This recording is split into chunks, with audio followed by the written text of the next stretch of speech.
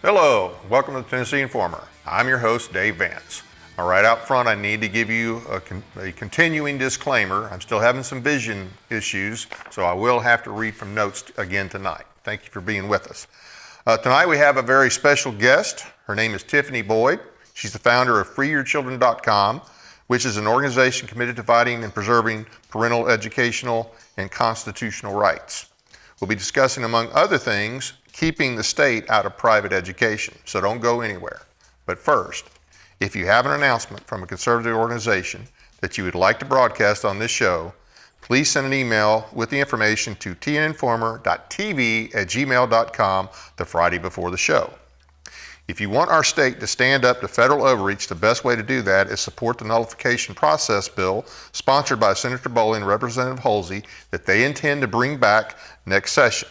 Visit tncss.weebly.com, call to action, sign a petition, and follow the instructions on the link. Our state senators and reps need to know that we want this legislation passed next session when they return in January. Now is also the time to get candidates for state office on record. DC will never fix DC. Only the states can fix DC.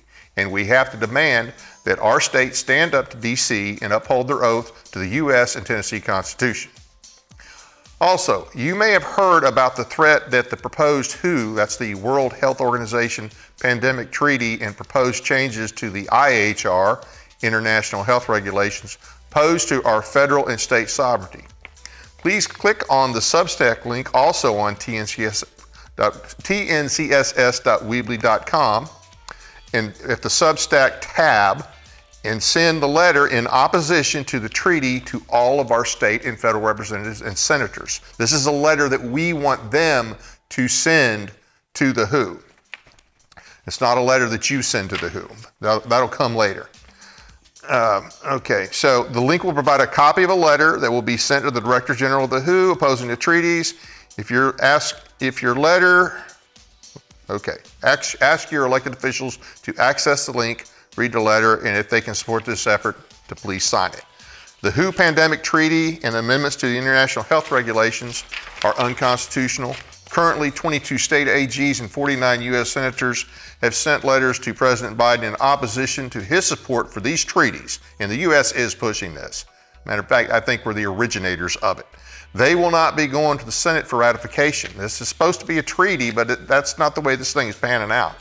Elected officials at every level from all over the world will be sent this link, and it's our best hope to get thousands of elected officials at state, national, and across the world to sign against this. You'll see the letter was created by U.S. Rep. Christopher Smith.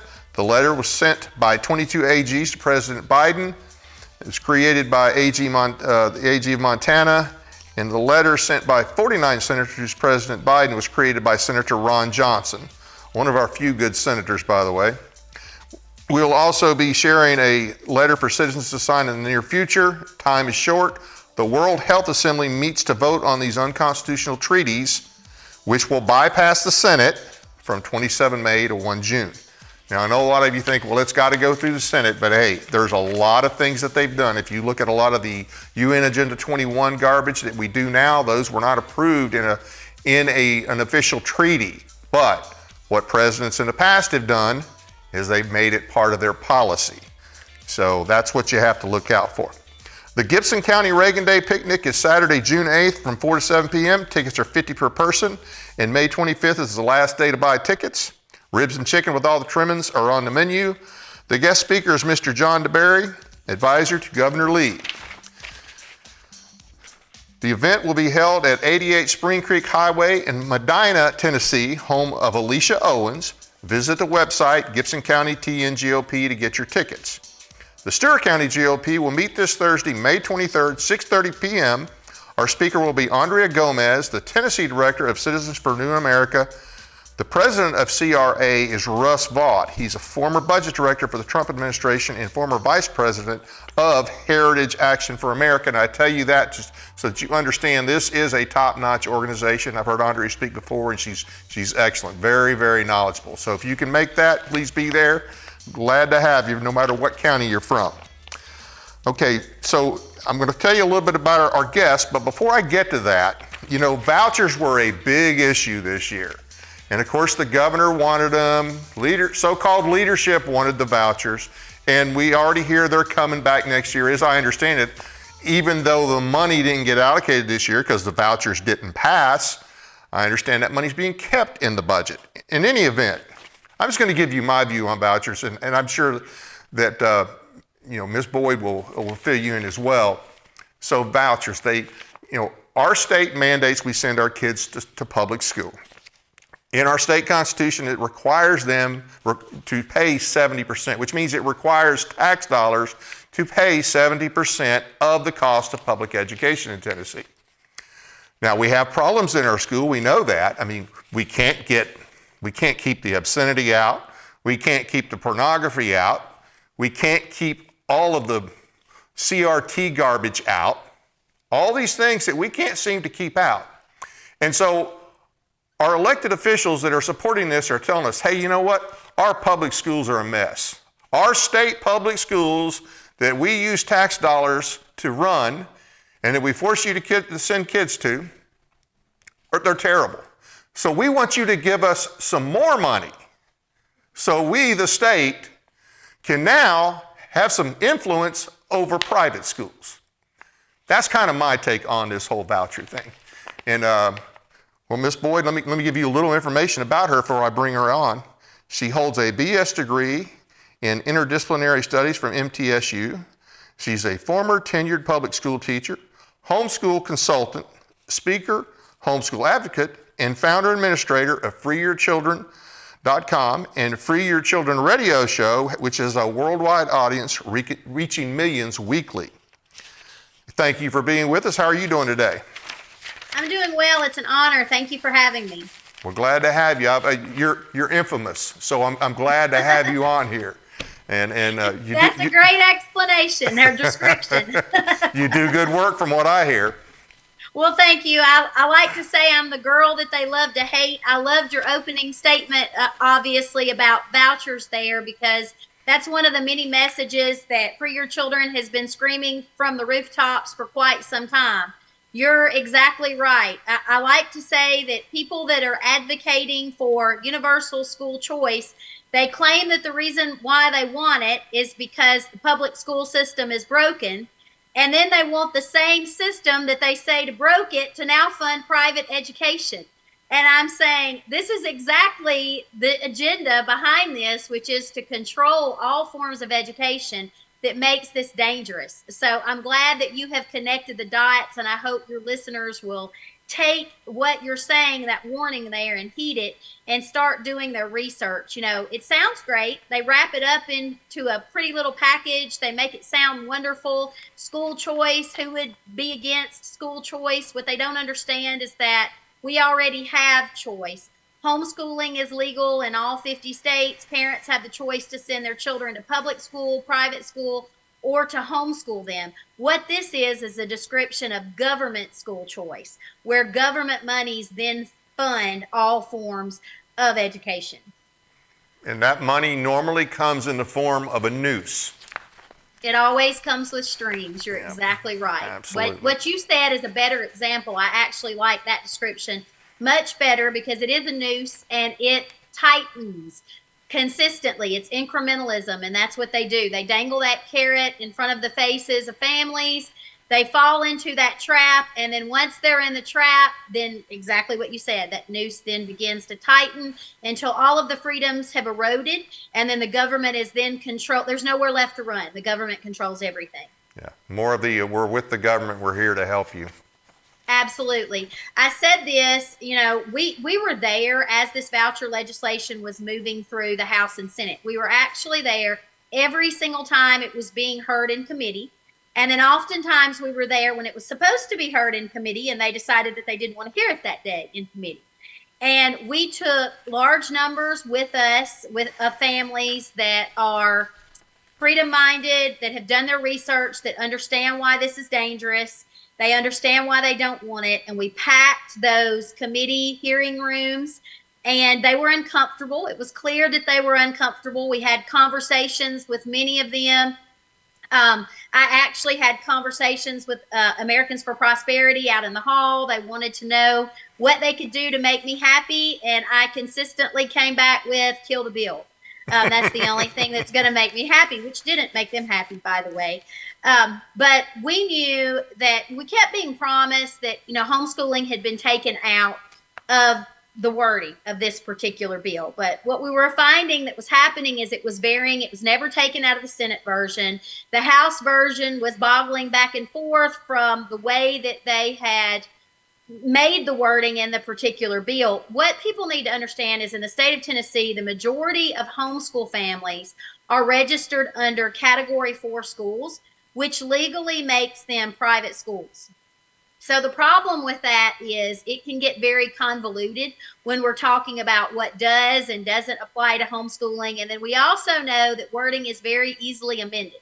So once a piece of legislation gets passed, it's very easy for them to then go in and with the stroke of a pen amend something to, like you said, tighten that noose. And that is exactly what they were banking on this legislative session. And they received so much pushback that I do not think that they were anticipating from us and from other groups that were there, in opposition to the voucher bill. This is one of those things. I'm a Christian conservative. My ministry is a Christian ministry. And we were accused of all kinds of things because we were opposed to this particular piece of legislation, Democrats. And it's true that Democrats are also opposed to school choice, but they're opposed for totally different reasons that, we are opposed to school choice. And so what I would implore your viewers and your listeners to do is do the research. Don't listen to Tiffany Boyd. Don't listen to the many experts that across the United States that I have brought on my radio show and interviewed about this very topic, where they've spoken about how detrimental this has been to their state. Go out and do your own research, because all of this is right there in the public domain if people will just do their own research and read it. Absolutely. That's always good advice, I think.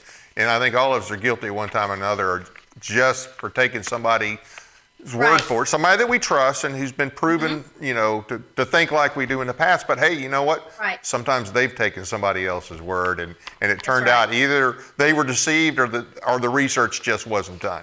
So that does happen. And I've been surprised over the years, because this voucher thing's been around for a while, and I hear all the same things, from the Republicans that support this.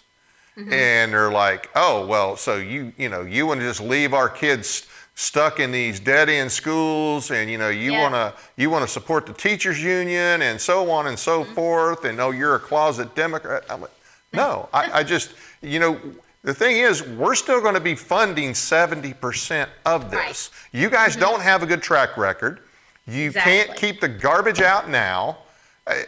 And okay, so you're admitting in one, that is pretty bold. Let's admit in one breath that we are incompetent, because think about it.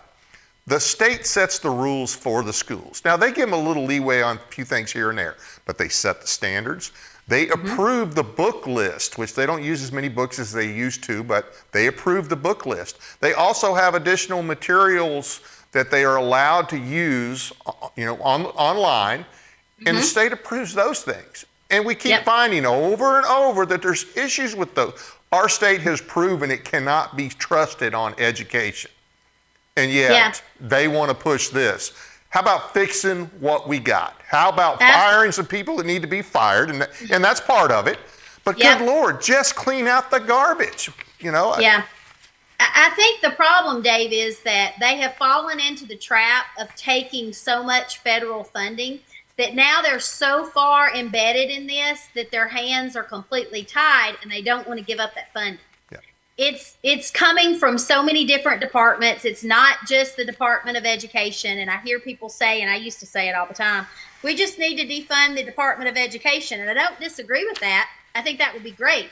But you would also have to defund lots of other departments that are now funneling money back into education, and that money then has strings attached. And in the seminars that I have been hosting across Tennessee and in other states, when we're asked to come to that area, I lay that out and map that out for people so that they can see where these initiatives came from, where we are now with them, and where they're headed in the future, because Tennessee is pretty much 75% complete on this globalist agenda in terms of education. I mean, we have just fallen for all of these initiatives that are seeking to destroy freedoms, and people who are moving to Tennessee have been sold this lie that Tennessee is the promised land and that it's so free, and it's not. And people get here that have come from other states, and they've been watching, if they've been following Free Your Children, because all I do is education and parental rights that are tied to that. And they will message me and say, I just fled from a state that was doing all of these things, and now we're fighting it here in Tennessee. And I said, yes, there needs to be massive education in terms of what is happening in Tennessee with education and parental rights. And I think a lot of people are under the false assumption that our school system is broken. It's not broken. It's functioning exactly as it was intended to function. So they are systematically fulfilling their agenda that they set out to accomplish.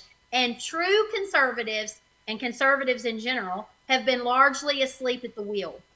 So we have allowed them to make major strides in terms of destroying our educational system here in Tennessee. And until we educate more people on what's really going on, where it came from, what they're attempting to do, we will continue to see this march toward complete and total loss of freedoms in the state of Tennessee. It's actually horrifying. I say all the time, my life was so much simpler before I went down this path of doing all this research, and this has been a compilation of 30 years plus of research and counting.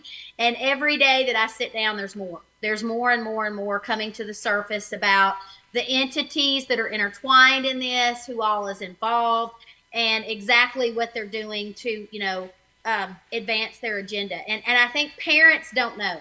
No, they don't. Even when I host seminars, what I hear over and over again, and we've had representatives and senators and school board members and, people who are highly intelligent people who are conservative, but they just didn't know what was going on. And you know what? I didn't know either. I certainly didn't know when I went to college to be a public school teacher. I didn't know any of this when I was teaching. Had I known, I wouldn't be participating in that system. So I tell people all the time, don't feel bad that you didn't know. Just make sure that when you do know, you do better. And that's my call to action for people is, number one, get educated. And then once you're educated, we are called to stand up. Free Your Children is the watchman on the wall. We're here to give you the information. And then once we've given you that information, it's up to you what you do with that moving forward. Yeah. We're going to get to your mission statements here in just a second. We kind of got out of order, but it's going good. So we're going to finish up the vouchers here in just a second. But I just want to finish this a little bit. Number one, several years ago, I know you were paying attention when the whole Common Core thing came about. So we still have Common Core. They just call it something different. All right. Exactly. I think as far as a lot of the, especially the small towns, and most of Tennessee is rural. Well, everybody knows everybody. And they assume that, this stuff is not going on in their rural county. They trust the teacher. They trust the director of schools. They trust the principal. And they don't believe this stuff is going on. And then in some cases, even when they're confronted with it, the response is, well, we can't do anything about it. That's the state or that's the federal government. I'll tell you what, instead of pushing these vouchers, and if you remember at the start of the session, Speaker Sexton had at least talked about the idea of stop taking federal funds for education, okay? Instead of waiting for DC to do away with the Department of Education, which they'll never do. Right. Tennessee should just stop taking the funds. And we can do that. It's just a matter of, are we willing to do that? That would benefit us more than these vouchers. Getting unhinged and untied from those federal ropes would help us more than these vouchers, I guarantee. And I really wish, I'd like to see a push made for that. Don't wait for the federal government to disband something. Stop taking the money. And we could do that if we were willing to do it. But Yep. they won't be willing to do it until enough of us demand it. Exactly. It's going to take parents waking up and parents pushing back. One reason I feel like, COVID really shined a light for a lot of parents on what was actually going on in their child's school. For many of them, the majority of curriculum has been digitized anyway. And I recently did a radio show with a former cyber warfare officer, and we spoke about the dangers of the digitization of curriculum in the state of Tennessee and across the nation. And we had a great discussion, but one thing that I said to him was that I received, and just this not long ago, just a few months ago, I received a call from a parent, first grade student. She was sitting down with her child to do a math problem, and it was on digital curriculum. And I already knew the answer to this when she contacted me, but she was highly upset that she had realized that the whole math problem was about a family with two dads. And so I asked her, I already knew, again, because I've covered this in my seminars extensively, I asked her, did your daughter have to utilize the curriculum through Clever? And she's the Clever app. And she said, hold on a second. She went and checked, and she came back and she said yes. And I said, Clever is full of that. There are hundreds of those applications. It's embedded in everything. She said, well, I contacted the school. They gave me two other choices. Here are the choices. I went and researched those, came back, and I told her they're even worse. So the parents have no way of knowing, and oftentimes this curriculum, what's happening is there's no way you can view it in advance because the computer curriculum is auto-generated, meaning it is created as the children answer the questions. Because what they're trying to do, they have embedded social emotional learning in all this curriculum, and you can go and research Clever, and you can see where there are YouTube videos teaching the people that have created these applications how to embed SEL in these particular different applications that the children can utilize. And the whole goal behind SEL is to change the thoughts, the beliefs, the behaviors, and the attitudes of these children. So they will keep generating questions until the kids answer what they deem and how they deem is appropriate in order to change their thought processes and their beliefs and their behaviors. So, parents have no clue really when you get down, to the bottom line of everything. And there's no way that they can know because oftentimes the teachers in the classroom don't even know the content because it hasn't been auto-generated yet. But our state approved that. Anything the schools are using, our state, Bill Lee's administration and his education commissioner approved it. Absolutely. And, they're data mining these children. They're harvesting all this data. And then this data is being collected. And again, the last radio show that I did, we went into detail about how all of this works. And what parents need to understand is FERPA, and FERPA is the Family Educational Rights and Privacy Act. It was reauthorized in 2015 under Obama. And that gives any entity in the name of educational research the rights to your child's private data. And they can do with it whatever they choose. Good Lord. And parents don't know it. I mean, parents do not know that. So they don't have to send home a little permission slip. If you will go through and look at those applications, for instance, on Clever, at the end of them or somewhere embedded in them, you will see where they have a disclaimer saying FERPA gives them the right to share that data with whomever they choose, essentially, in the name of educational research. But our state knows that. Our state education. Yes. Bill Lee's administration knows that. Absolutely. And not only does he know that, when we were sitting in those endless committee meetings during this voucher legislation, specifically, I remember this because I made notes. I took a notebook and took notes every time we were in committee. That was one thing that kept coming up in the Senate, was not only were they very open about the fact that they were going to be collecting this data, they were explicitly stating that as much data as possible needed to be collected, and then the state would do with that data as they saw fit. And this would be the students whose families chose to utilize the voucher monies if it had indeed passed. Wow. Okay, so And we can come back to vouchers if we need to, but I want to kind of get back on track here a little bit. So I do want to ask you, what got you into all this? How did you get down this rabbit hole? Well, that's a good question. I ask myself that almost every single day. I say at the very beginning of my seminars, if someone had told me that I was going to be doing all this a year or two ago, I would have told them that you're crazy. This isn't what I set out to do. When we made the decision to start homeschooling our children, people assumed that because I had been a public school teacher, I knew exactly what I was doing in the homeschool world, which, nothing's further from the truth. Being a public school teacher was actually a hindrance to our homeschool journey instead of a benefit, because I had to unlearn everything I had been taught about education. And that was quite the journey in and of itself. But what I originally started out doing was setting up a support group. I had a very large homeschool support group in Middle Tennessee that served upwards of 1,000 families. And we would offer enrichment classes, field trip opportunities, resources. We helped families start their homeschooling journey. And I did that for years.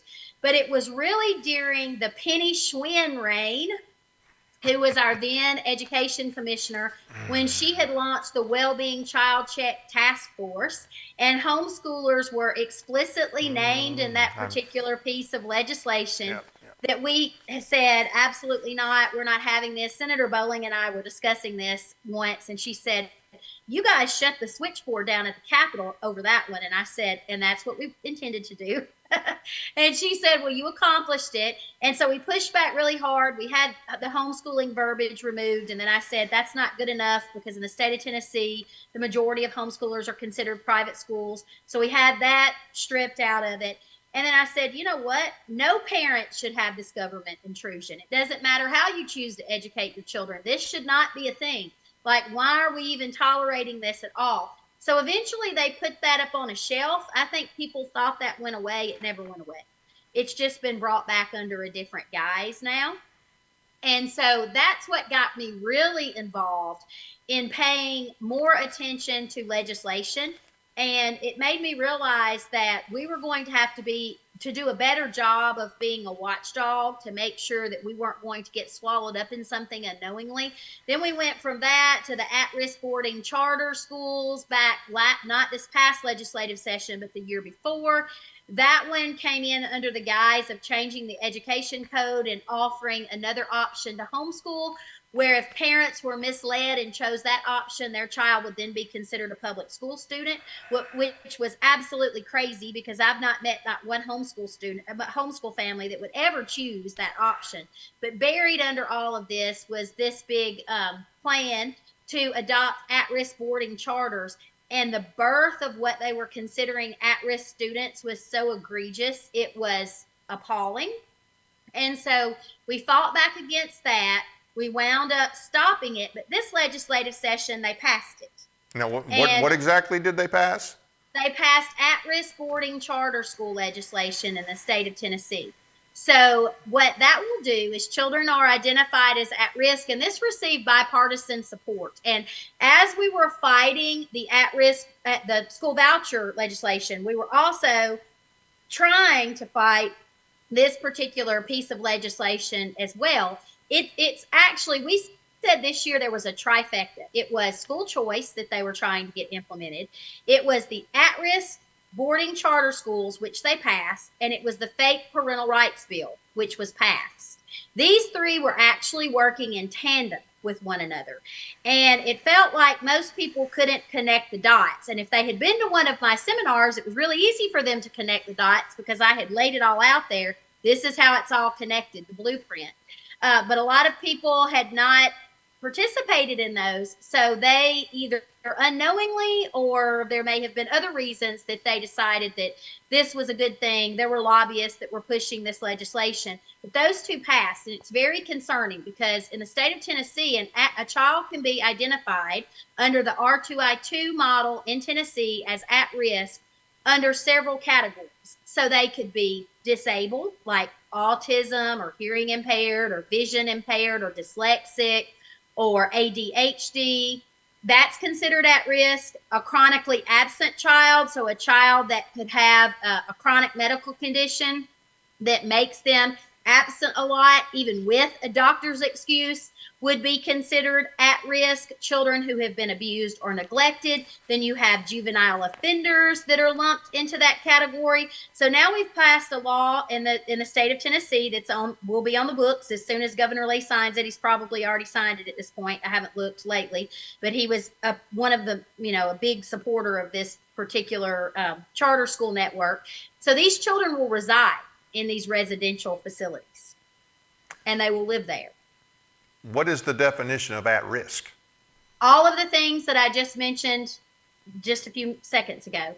The abused, the neglected, the children with disabilities, children that are chronically absent, if they have had a baby, if they are a juvenile offender, all of those children will be housed in the ones that have been labeled as at risk and deemed eligible for a bed at the at-risk boarding charter facility will be placed in those. They're institutions. That's what they are. They'll be institutionalized. So the at-risk is whatever situation they're in. It's exactly. Not okay. All right, I got you now. Oh, and the economically disadvantaged. Let's not forget that one. So if you're poor.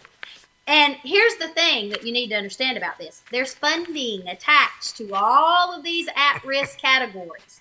So not only, one of the last radio shows that I did went into detail about this too. So not only do they get the base per capita funding per student, they also get additional monies based on their classification of at risk, anywhere from 15% to 150% more dollars are attached to these children. And how it connected to school choice is this. These at-risk boarding charter schools would be considered Category 1 schools.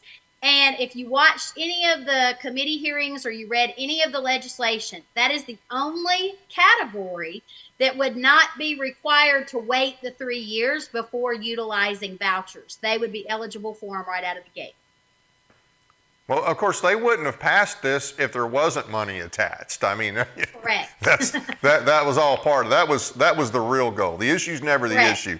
Yes. So let's cover real quick and basically the mission statement that for your organization. So we'll pop that up here, and I'm going to read it off here.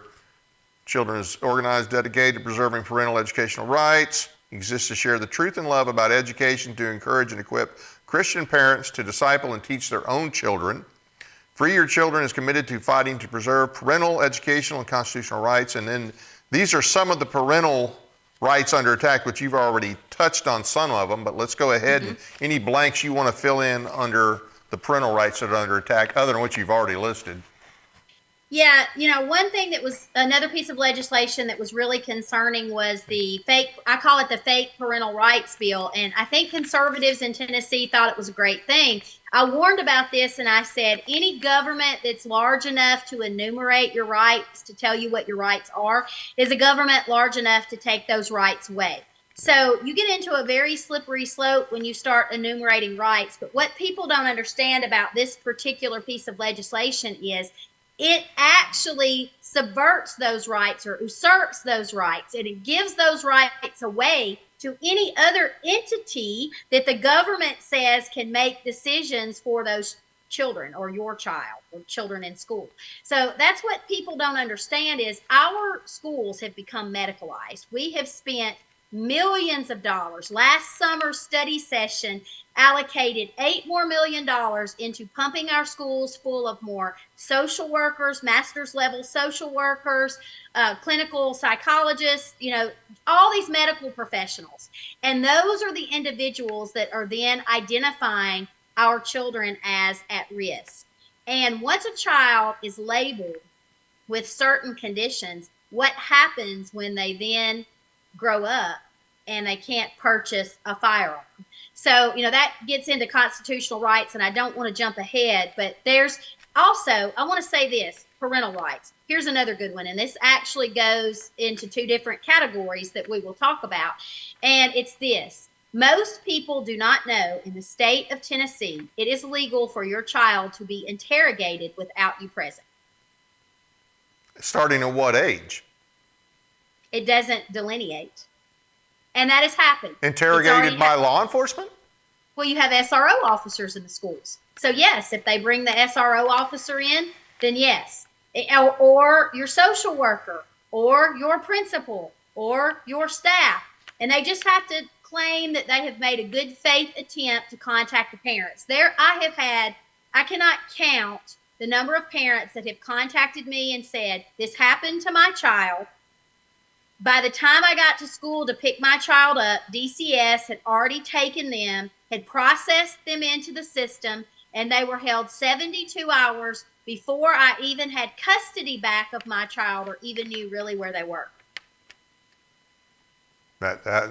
That's not right in any universe. That's just, I'll tell you what, DCS, I've never heard anything good about any DCS anywhere. And Yeah. I'm sure there's some decent people in it. Right. But I've heard a lot of bad things about and this is even prior to Lee. Haslam was no prize either as a governor. Right. So Exactly. We have a track record of bad, worse. That's what I keep saying. It's almost as if by the time they get on the ballot, we're choosing, they're all evil. We're just forced to deal with what we've got. And I think that we need to do something about that. I think that we need to vet candidates on the front end, that we need to advocate for election integrity, obviously, and hold people accountable. And I really think, in your opening statements, you talked about this. Start interviewing candidates right now on these issues and ask them tough questions and ask them, where they stand.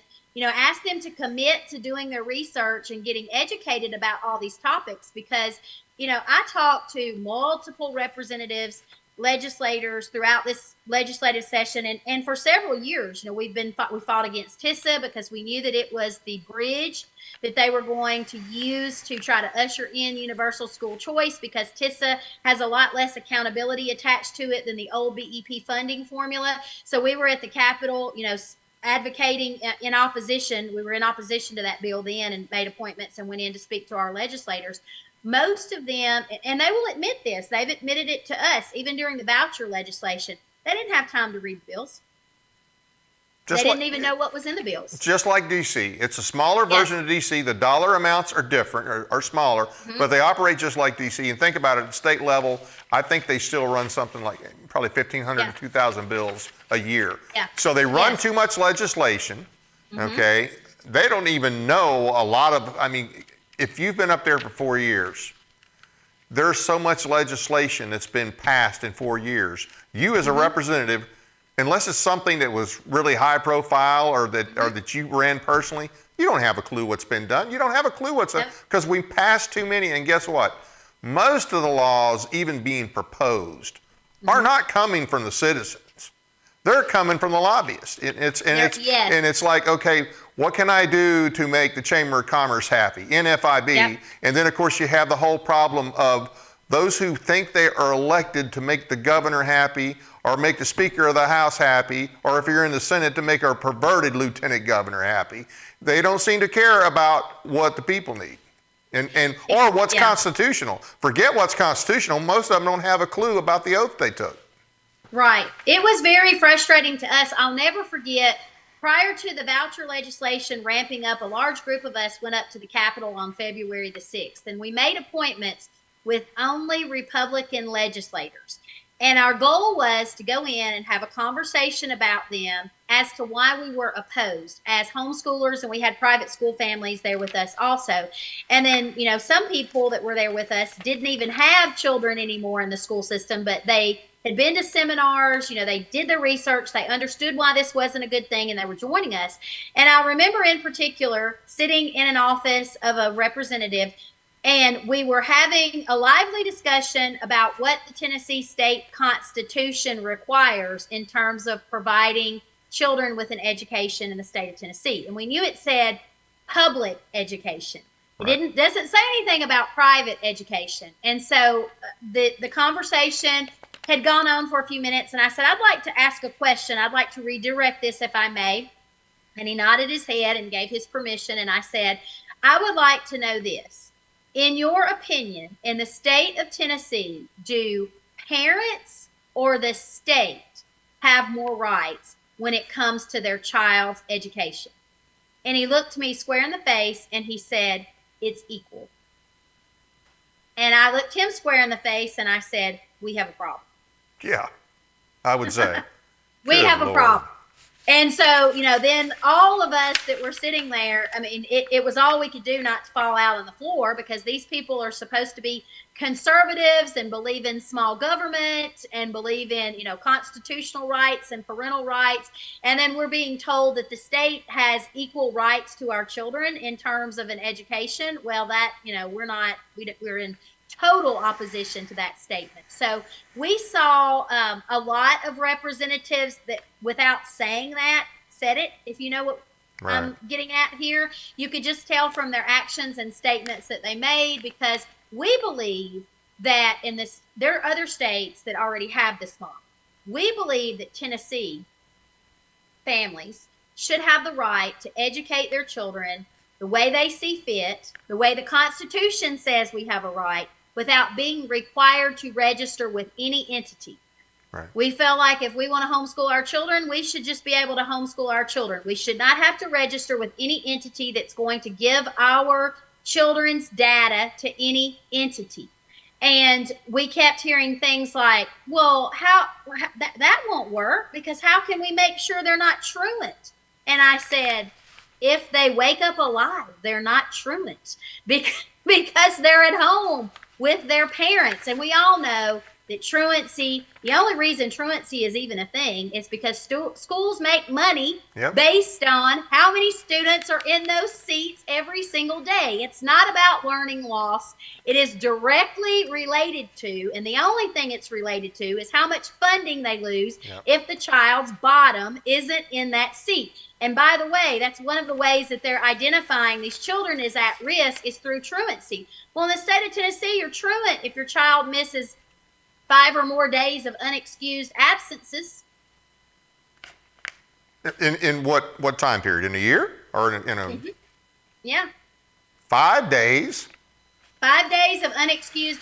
Anytime when they reach the 5-day mark, no matter when that is, they are then considered truant. Now, most school districts have tiered models that they're supposed to follow. They're interventions. When the children start missing, more days than they feel like is suitable, then they're supposed to follow their own tiered model, which they don't always do. We had a big case, multiple cases of this in Coffee County, where the school system did not follow their own model of their truancy plan, but they were still hauling these parents into court. Okay, unexcused absence should be an absence that the parent didn't know about, that the parent didn't authorize. That should be the definition of an unexcused absence. It has to be a medical professional. Okay, yeah. And I know I know that's not new. I got it, but that just infuriates me the more I think about it.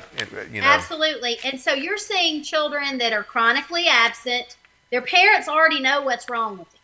There's no reason for them to have to go to the doctor every time their child wakes up with a flare-up of, whatever medical condition that they have.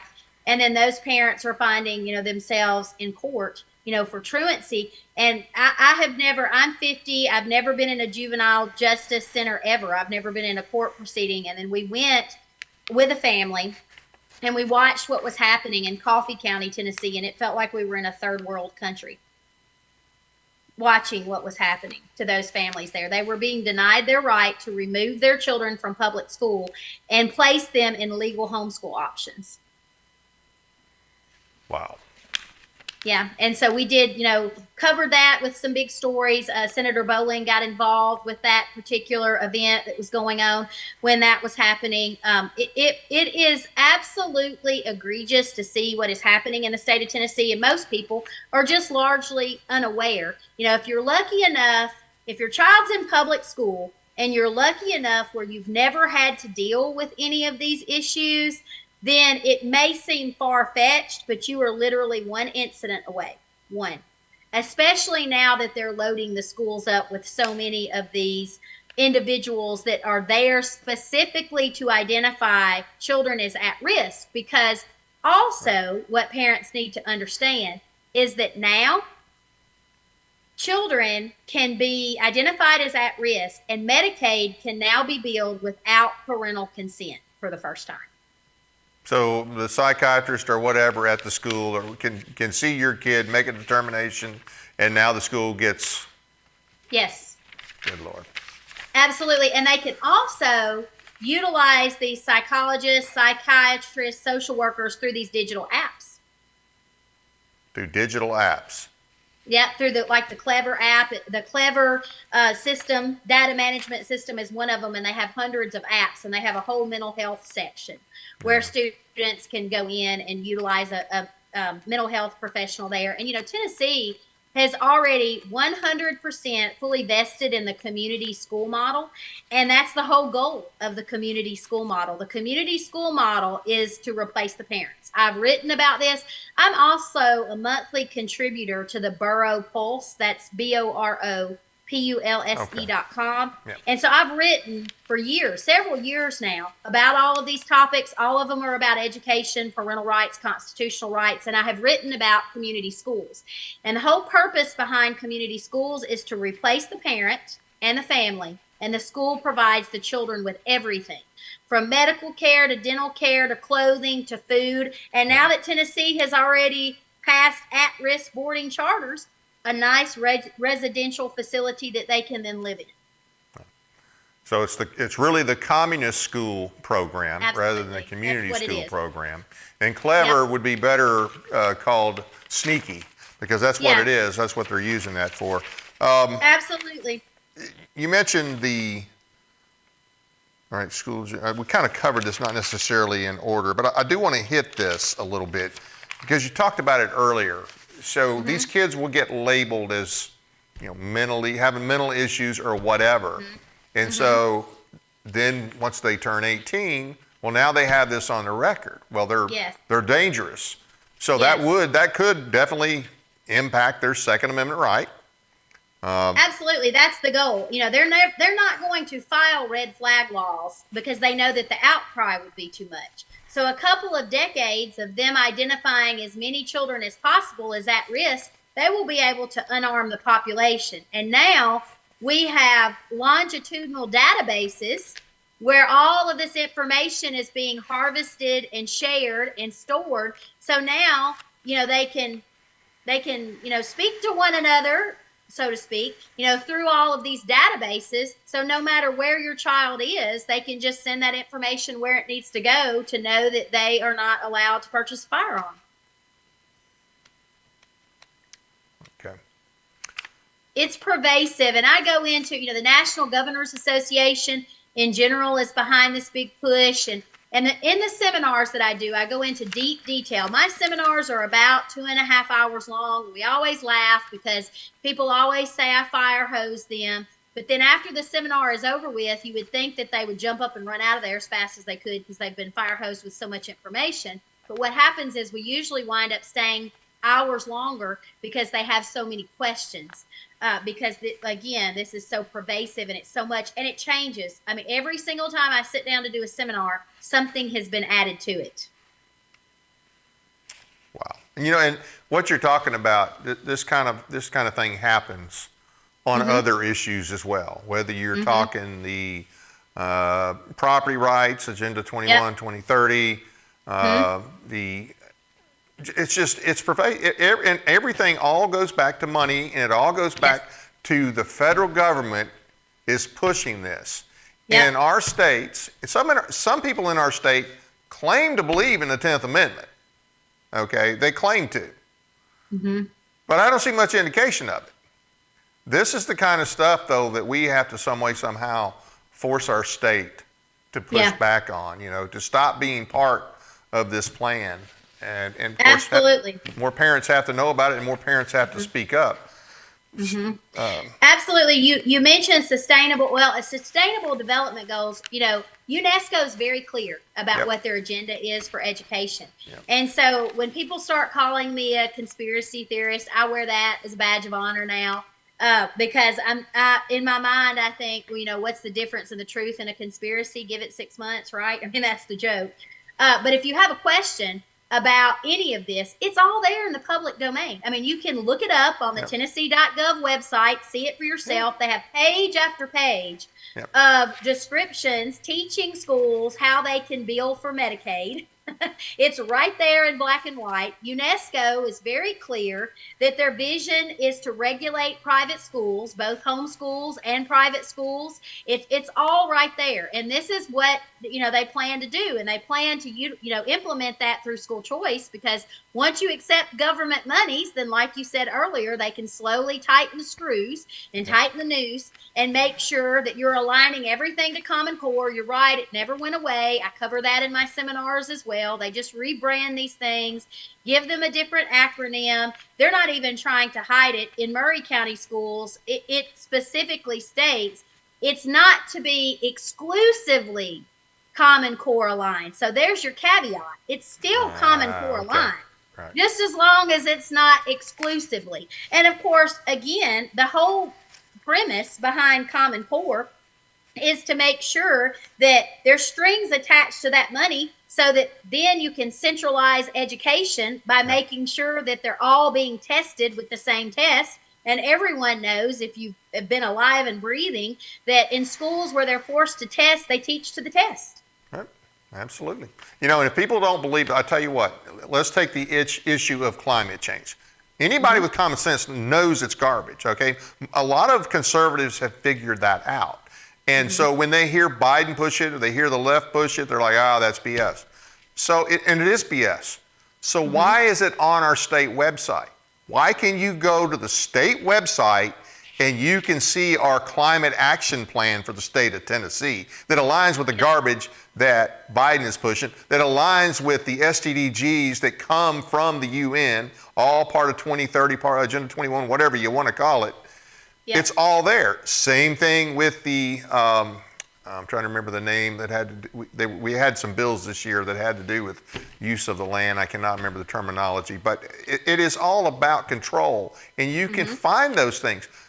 You can find, a lot of the WHO pandemic treaty stuff that we're concerned about now. We already have that with One Health, okay? One Health's on Tennessee's website. And if you go read the things they're pushing, it's a lot of the same stuff that you see at the WHO. It's also a lot of the same stuff. Some of the things blend over from what you see under the Climate Action Plan. Okay, you'll see a lot. So it's all there on our state. So we have our Republican supermajority. This is our second, our Republican governor. This is his second term. We had an alleged Republican before that, and we're pushing this stuff. It's on our website. It's our money's going to support all this stuff that our party claims to oppose. And we've got a Republican supermajority and had it for over 10 years. And good luck trying to get anything really conservative passed with this legislature. Well, I think you nailed it, because I've been saying that about the National Republican platform for quite some time. I find it interesting. People claim, well, if you're not for school choice, you're not a true Republican. Anyone that is opposed to school choice isn't a true Republican. And I'm like, have you read the platform?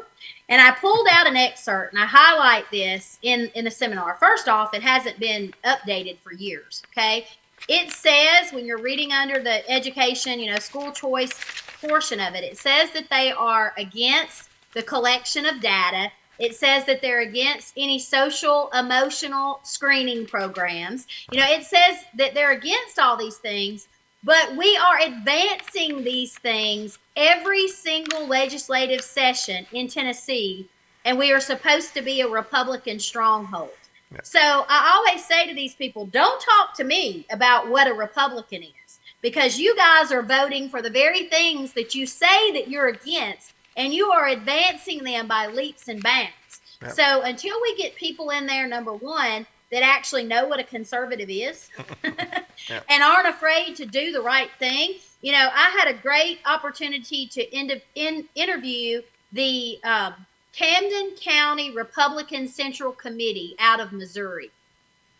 And if you want to see what real Republicans are, what real conservatives are, They are a powerhouse. So if any of you guys are watching this, make sure you follow this program right here because he's speaking about a lot of the same things that we've touched on. And, you want to hear what he has to say in the future. They are a powerhouse. They have actually, filed all kinds of things. They actually were successful in getting the county commission to come up with a statement exclusively stating why they were against Common Core, why they were against school choice, and they have adopted these beliefs, for their particular party over there in Missouri.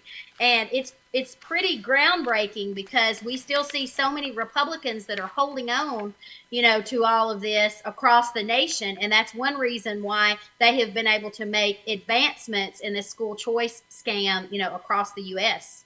Right. Now, that was Camden County Republicans in Missouri. Yes, in Missouri. Absolutely. They're doing fantastic work there. They flipped the school board.